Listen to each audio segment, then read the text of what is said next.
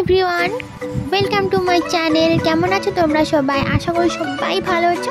আমিও খুব ভালো আছি। তো গাইস, এই দিনটা ছিল হচ্ছে শ্রাবণ মাসের লাস্ট সোমবার। তো আমরা বন্ধুরা কাকিমারা প্ল্যান করি যে আজকের সোমবারটা না হয় মন্দিরে গিয়ে পুজো দিয়ে আসি। তো আমাদের বাড়ির পাশেই, মানে একটু দূরে, 8 ঘন্টার রাস্তা লেগে যায় মানে টোটোতে গেলে। তো ভাবলাম যে একটু ওখানে গিয়ে পুজো দিয়ে আসি। তো আমরা কাকিমারা ভাই সামনে বসে তো চলে এসেছি। এই যে মন্দিরটা, এখানে হচ্ছে শিব বাবার মন্দির, সাথে দুর্গা মন্দিরও পাশে, মানে এক জায়গায়। তো আমরা আসলাম, মন্দিরটা তো দেখলেই। তো আমরা এখানে ঘুরছি, কারণ এখানে মানে একবার ঘুরে তারপর হচ্ছে পুজো দিতে হয়। তো ওই যে হাতে আমার এই যে প্রসাদ ফুল টুল এসব কিছু। আর হ্যাঁ জানি ভিডিওটা পোস্ট করতে অনেকটা লেট করছি, কারণ এখানে অনেক কারণ আছে। কারণ আমি ভিডিওগুলোর যে ক্লিপ, যেগুলো বেস্ট ক্লিপ, ওগুলোই নিই।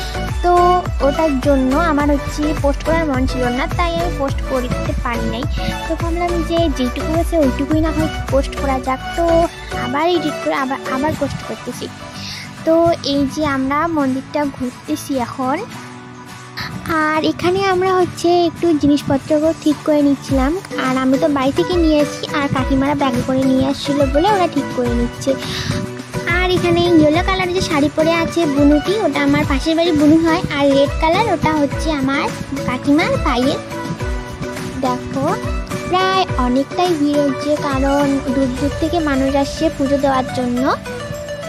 তো এখানে প্রথমত কাকিমা দিল, তারপর বুনু সবাই দেওয়ার পরে এখানে আমি দিয়ে দিচ্ছি পুজো।